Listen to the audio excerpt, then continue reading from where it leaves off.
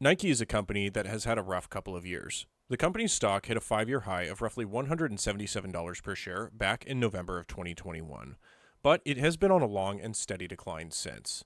But has Nike stock suffered enough, or is there still a really strong bear case for Nike? Well, in today's video, we're going to do a deep dive on the company and determine if the company's stock is still a buy, a sell, or a hold.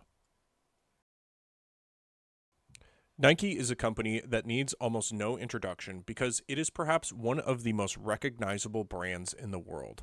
But for those who may be living under a rock or aren't fully familiar with Nike, they're in the business of designing, manufacturing, and distributing athletic footwear, apparel, equipment, and other products. Officially, Nike has 4 lines of business: footwear, apparel, equipment, and other. However, the company's operating segments are separated geographically. For Nike, there's the North America segment, the Greater China segment, the EMEA segment, or Europe, Middle East, and Africa segment, as well as Asia Pacific and Latin America. Nike's a company that's so recognizable because of its involvement in sports and athletics. Nike officially has more than 16,000 professional athletes that it sponsors around the world. And just taking a look at what they have to offer to their customers and who they exactly sponsor, they sponsor some of the biggest names in the NBA, like Kevin Durant and LeBron James, but athletes in other sports as well, like Cristiano Ronaldo, Kylian Mbappe, as well as professional tennis players like Carlos Alcaraz and countless other athletes. Nike is very well known for its footwear, and that's its primary line of business, but they also have a lot of other products that they sell to their customers as well. For example, taking a look at the men's clothing Nike has to offer, there are all kinds of different pieces of apparel that you can get from Nike, whether it's just everyday t shirts or whether it's things like actual athletic wear like shorts, sweatshirts, sweatpants, hoodies, or breathable t shirts that are used for high energy sports like tennis, soccer, or football, as well as countless other products. I mean, just looking at what they have available, this is a huge catalog, and it just goes and goes and goes. Taking a quick look at Nike during trading hours, the company's stock is trading at about $46.48 per share as of May 29th, 2026, when this video was recorded. With respect to the company's financial metrics, it has a market value, or also known as market cap, of about $70.1 billion. It has about 1.2 billion shares outstanding available for trading, and it earns $1.52 per share in profits. It has a PE of about 30.6, a dividend yield of around 3.5% at 41 cents per share, and it has a beta of 1.09. This means that the company's share price is slightly more volatile relative to the rest of the stock market. With respect to short interest in Nike, there's about 53.9 million shares that are currently being shorted right now, which is about 4.6% of the company's public float. Next, we're going to take a deep dive into Nike's latest regulatory filing, which is its 10Q that was filed with the SEC as of its third quarter ended February 28th, 2026. And scrolling down to the main financial statements that we can look at, what we can see for 9 months ended compared to a year ago is that net income at Nike is down significantly. We're at $1 billion of less net income in 2026 compared to 2025. This was mainly driven by the fact that we had higher costs of sales of about $20.9 billion in 2026 compared to about $19.9 billion in 2025. So we saw a significantly lower gross margin in 2026 compared to 2025.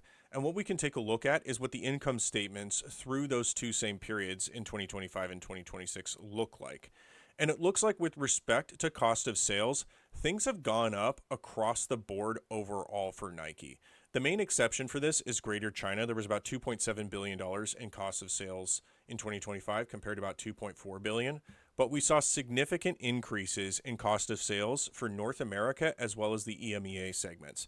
There were nearly $1 billion of more costs of goods sold in North America compared in 2026 compared to 2025. And in addition to that, there was also a significant uptick in the cost of sales in the EMEA segment. With respect to Latin America, there was a slight increase, but nothing that would have a very large material impact on what the company's gross margin is. Taking a look at what the revenue mix for Nike has been through 9 months ended in 2026 and comparing the same period ended with 2025, overall revenue in Nike is slightly better in 2026. We're at about $500 million more in revenue, which is a good thing. We saw increased revenue in 2026 in footwear as well as apparel, but only for some segments. Footwear did better in North America and the EMEA segment, but it did significantly worse in China in 2026 compared to 2025. In China, there was about $3.7 billion worth of footwear sold in 2025. This is only about $3.2 billion in 2026. This is one of the main reasons why gross margin at Nike had gotten worse in 2026 compared to the year prior. Overall, though, revenue levels seem to be going up in most categories, but not all of them. So now that we've gotten an understanding of what the company's gross margin is like, its revenue mixture is, and how both those things are changing, we should also take a look at the overall financial health of the company by looking at its balance sheet. So in the right-hand column, we have the last fiscal year ended as of May 31st, 2025, and the balance sheet as of February 28th, 2026. And there are some interesting changes that took note. We have about $500 million in assets that were added over the course of that period. And the main reasons for this is because of the fact that the company's net AR grew by a significant amount, and we also saw more prepaid expenses sitting on its current assets. With respect to deferred income taxes and other assets, that also went up by about $550 to $600 million. Taking a look at the liabilities and shareholder equity section of the company's balance sheet, there wasn't a huge material adverse change on the company's balance sheet because we saw a significant decrease in the company's long-term debt, but that change was accounted for by a large increase in the current portion of the company's long-term debt in 2026. So it looks like what they'll probably end up doing is probably end up paying off a lot of securities that are maturing in 2026 compared to a year ago. That's still a good thing because we're eliminating long-term debt for the company. Accrued liabilities went up a little bit, but we saw a significant decrease in the company's accounts payable. So it looks like they used some cash to pay off bills that they had that were sitting on their balance sheet. In addition to that, we also saw slight increases in operating lease liabilities. So this could have been an additional location they may have signed a lease on. And it looks like deferred income taxes and other liabilities went up slightly as well. Overall, however, capital in excess of stated value went up by about $700 million, and this caused a significant increase in the company's shareholders' equity. We were just over $14 billion, almost $14.1 billion in shareholders' equity in 2026, compared to only $13.2 billion in shareholders' equity in 2025. So I think the company is making wise use of its cash and taking care of its long-term debt in an efficient but predictable and direct manner. However, the cash flow statement tells a little bit different of a story through 9 months ended through February 2025 and February 2026 compared to what the company's balance sheet tells us. One thing that's significantly different is obviously the net income from 2025 to 2026, about $1 billion less. Now, we didn't see a major change in the company's depreciation and amortization expenses, stock-based compensation expense, deferred income taxes, or any other of the operating activities the company handles. But there was a big change in the changes in net working capital, specifically with decreases in the company's AP. Nike used a lot of cash to pay off about $1.5 billion worth of bills, and there was also a significant increase in the company's AR compared to last year. However, the net cash used or provided by operations still came out positive to about $1.2 billion. This is significantly lower, however, compared to 2025. Taking a look at the financing and operating activities on its cash flow statement, there were some pretty big changes in 2026 compared to 2025. The main thing were that there were fewer purchases of short-term investments and fewer sales of short-term investments when it comes to investing activities in 2026. In addition to that, there were a little bit more additions to PP&E. So the company's free cash flow, which is net cash provided by operations, less CapEx expenses or additions to property, plant, and equipment, is still positive for Nike in 2026. However, it's significantly worse than what it was a year ago. Regarding financing activities, things seemed relatively same compared to the year ago, except for stock purchases. Last year, Nike repurchased $2.7 billion of its own stock as of February 2025. This was only $146 million worth of stock repurchases in 2026. So I think Nike is doing things with its cash to put the business first before shareholders. Overall, I think this is a good thing, despite the fact that this cash flow statement looks worse than it does a year ago. Taking a look at the management's comments in this quarterly filing, it looks like for the most part, Nike is saying that they're blaming a lot of the reduction in the company's gross margin on external factors.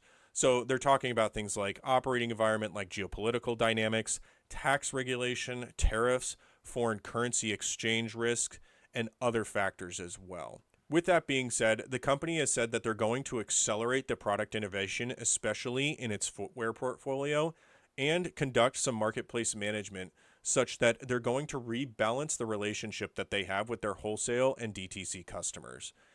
A lot of the criticism that Nike has faced in the last couple of years is because of the fact that it made a very arrogant move to essentially abandon a lot of the wholesale relationships that it has with major customers like Dick's Sporting Goods and Foot Locker. These were huge drivers of Nike's business, especially in the North America segment, and honestly, the company has been paying the price as a result. However, the new CEO has said that they're going to make this a priority again. With respect to the operating segments, the company has also said that different segments are in different places. The most improvement they have seen has been in the North America segment, but with respect to their Chinese segment, things will take a little bit longer to fix. They expect to see the negative impacts in the China segment continue through fiscal year 2027. So while it's still a major segment that's facing problems, it's not their biggest one, and it's the one that hasn't seen the most improvement. It also looks like the company included some comments about its gross margin through 3 months ended of February 28th, 2026 and 2025, as well as the 9 months ended period. And it looks like for the first 9 months ended, the consolidated gross margin was 250 basis points lower in 2026 compared to 2025. This is primarily because of the fact that Nike said they're paying a large amount of tariffs in North America. They also saw a lower Nike brand average shoe price as a result of this, an additional 80 basis points lower because of revenue channel mix and some strategic pricing and discounts that they had to offer in order to prevent inventory from building up. Now, there were some minor offsets, including foreign currency exchange rates being favorable for Nike and some lower warehousing and logistics costs. But overall, the gross margin in Nike is deteriorating, but it looks like it's for factors that are outside of the company's control. Next, we need to do a SWOT analysis on Nike. This is where we assess the company's strengths, weaknesses, opportunities, and threats. With respect to Nike's strengths, it's arguably one of the most recognizable brands in the world and potentially the most recognizable apparel brand in the world. Nike's products are everywhere around the globe. This is from its shoes to its apparels to all other types of products. It's currently estimated to have somewhere between 27 to 30% of global market share when it comes to athletic apparel and footwear. Additionally, another strength is that the financial health of the company, at least as of February 28, 2026, has improved quite significantly compared to its last annual filing in 2025. The company has less debt, less accounts payable, more accounts receivable, and the value of shareholders' equity on its balance sheet has improved significantly. Regarding weaknesses, Nike's biggest weakness at the moment has to be its gross margin. Its gross margin decreased 250 basis points in 2026 down to 41%. This was due to the fact that the company had pretty steep tariffs in its North America segment. It had to offer higher discounts to some of its customers across all 4 of its geographic segments, and it had weaker revenue channel mixes, which impacted key performance indicators like average shoe price. Additionally, financial results in China were much weaker than anticipated due to the fact that the company has declining store traffic. It had elevated promotional activity from its competitors in China, and inventory levels had to be accounted for in that marketplace in China as well. Regarding opportunities, Nike's biggest opportunity at the moment is probably its new CEO, Elliott Hill. He's a 32-year veteran of the company who's devised a turnaround plan called Win Now. The main objective of Win Now is to rebalance the relationship Nike has with some of its key wholesale customers, specifically large retailers like Dick's Sporting Goods and Foot Locker in its North America segment. Additionally, under Hill's leadership, the company's revenue is up 8% year over year, which is pretty good. Additionally, in its latest earnings call, Nike has said that its membership program has 160 million subscribers. It has amassed a large amount of data on its customers, which it can leverage to provide key insights about its customers and its products to improve the value that it provides to its customers around the world. Regarding threats, the tariff threat is still significant for Nike. This is something that's especially prevalent in the North America segment, and it's also because of the fact that the company's supply chain and manufacturing base is largely based out of Southeast Asia, which were also countries that were heavily tariffed by the United States in April 2025. Total IEEPA tariffs by Nike paid through its latest quarter is roughly somewhere around $1 billion by some estimates. Additionally, Nike faces some pretty serious competitive threats, specifically from Hoka's and On. These are two relatively new running shoe brands that have taken significant market share from Nike in its running shoe space. This market share originally belonged to Nike because Nike was considered the gold standard in this space, but since then, Hoka's and On have taken some of that market share from Nike, and this is one of its most lucrative segments, which is why these two competitors are such serious threats for Nike. Next, we're going to do a discounted cash flow analysis on Nike. So this is where we do things like take some of the data we've collected so far, calculate the company's weighted average cost of capital, calculate what the company's terminal valuation is, its enterprise valuation is, looking at the historical free cash flow of the business, forecasting what that future free cash flow could be, to ultimately arrive at an implied share price and give us an idea of what Nike is worth compared to what it's currently trading for at the moment. So the first thing that we're going to do is take some assumptions and input them into the model. The first is the terminal growth rate. And in the case of Nike, we're going to assume a 1.5% terminal growth rate. Next, we take some of the data we've looked at the financial metrics like its share price, shares outstanding, its beta and dividend yield, and put them into the model right here. And we're going to use the current yield of the 10-year U.S. Treasury bond as a measure of our risk-free rate of return. At the time of this recording, that was sitting at about 4.46%. In addition, we're going to assume that an investor will expect about a 9.5% return on their investment in Nike. And we've also learned that the weighted average interest rate on the company's debt is about 3.5%. Next, we then need to calculate the company's weighted average cost of capital. And based on the filing data that we just looked at, the company has about $8 billion of debt, about $14.1 billion of shareholders' equity, and about $6.67 billion of cash and equivalents. This means the company is weighted about 63.7% towards equity, about 36.3% towards debt, which means that Nike has a weighted average cost of capital of about 7.36%. Next, we're going to look at Nike's free cash flow. Now, in this section right here, the data in blue indicates what Nike's free cash flow has been in the past. And then the data in black below it is what we're forecasting the company's future free cash flow to be. Now, in the case of Nike, its previous free cash flow has fluctuated quite a bit in the past due to several reasons: working capital turnover, additional investments into fixed assets like property, plant, and equipment. But based on the data we've seen so far and the free cash flow through the first 3 quarters of 2026, I'm estimating Nike will do about $1.187 billion of free cash flow in 2026. This is significantly lower compared to a year ago. But this is because of factors that are mainly outside of the company's control, namely tariffs in the North America segment. Now, the Supreme Court also recently ruled that the tariffs imposed by the Trump administration in April 2025 were illegal. Now, it's not exactly clear if Nike will get a full refund or when those refunds will occur, but nevertheless, the impacts of the tariffs on the company will likely be a lot less than they were in 2025 and the early parts of 2026.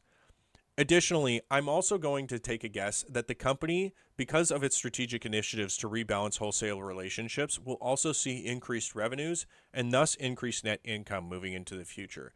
This is why I'm going to predict that the company is going to have a modest year-over-year increase in free cash flow moving into the future, but maybe not quite as good as it once was in 2021 when the company's stock price was at an all-time high. Next, we can then move on to the terminal and enterprise valuation of the company. The terminal valuation is essentially a way of determining what the maximum potential value of the company could be based upon some of the investment assumptions we've made that are also beyond the forecasting period that we're looking at in the cash flow period. So this would be into the second half of 2031 and beyond. Now, in the case of Nike, this is about $53 billion. We can then calculate what the company's enterprise value is based upon that terminal valuation. And using the free cash flow method of enterprise valuation, which is the terminal valuation plus all the free cash flow that we looked at over time, this is about $91.3 billion. Then we can arrive at what the implied equity value of Nike is.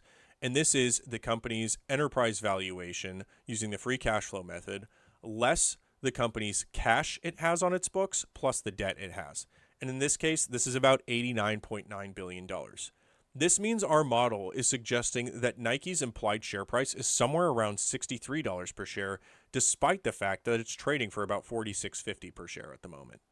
Now, let's say you were going to invest in Nike and you were going to buy 1,000 shares of the company on May 29th, 2026, and the company's valuation was purely determined based on what its discounted future free cash flows were, as well as dividend distributions.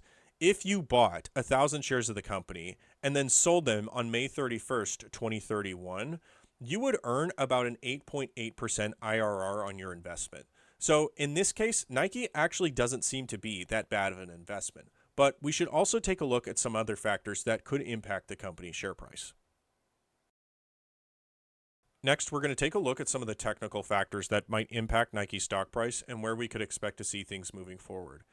Right here, we have a candle and stick chart of the company's shares going back to about the middle of April.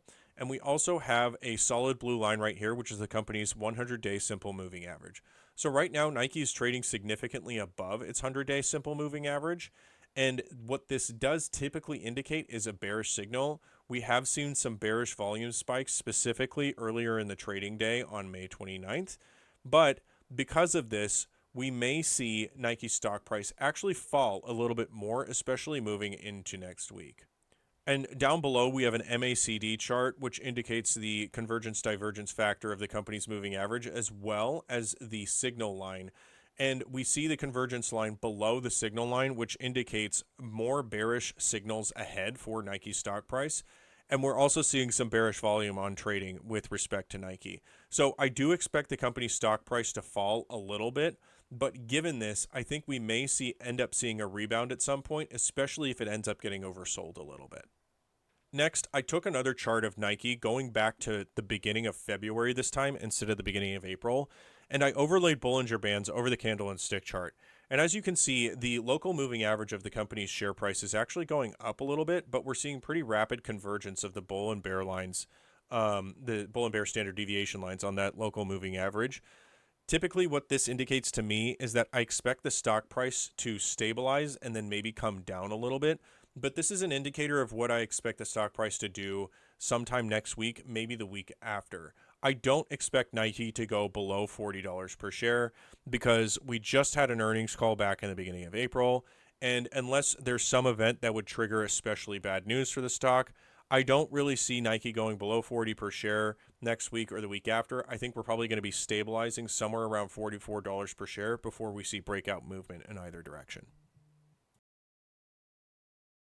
So given everything that we've looked at so far, by taking a deep dive into the regulatory filings of the business, looking at what Nike's SWOT analysis is, as well as the discounted cash flow analysis on the company, and doing a bit of technical review on the company's stock, what is Nike actually worth? Honestly, at the moment, I think Nike is undervalued. And I think that our DCF model gets a pretty good idea of what the long-term value of the company is. And given the strategic initiatives the company is taking, especially with the fact that it's making attempts to repair the wholesale relationships it has in North America, and given the fact that the company is doing things like paying down long-term debt, I think that Nike's fair value is somewhere around $55 per share. So at the moment, I actually do think Nike is a buy. But I'm also really curious to know what you guys think. Let me know what you think of this entire video and the analysis I did in it. I'd love to know what your guys' thoughts are on the company's stock, and if you think it's a buy, a sell, or a hold. So make sure you let me know down in the comments below. And also, if you guys have a request for a different publicly traded company, make sure you send me an email or let me know down in the comments of which stock you want to check out next, and we can do the analysis together. Thanks for watching.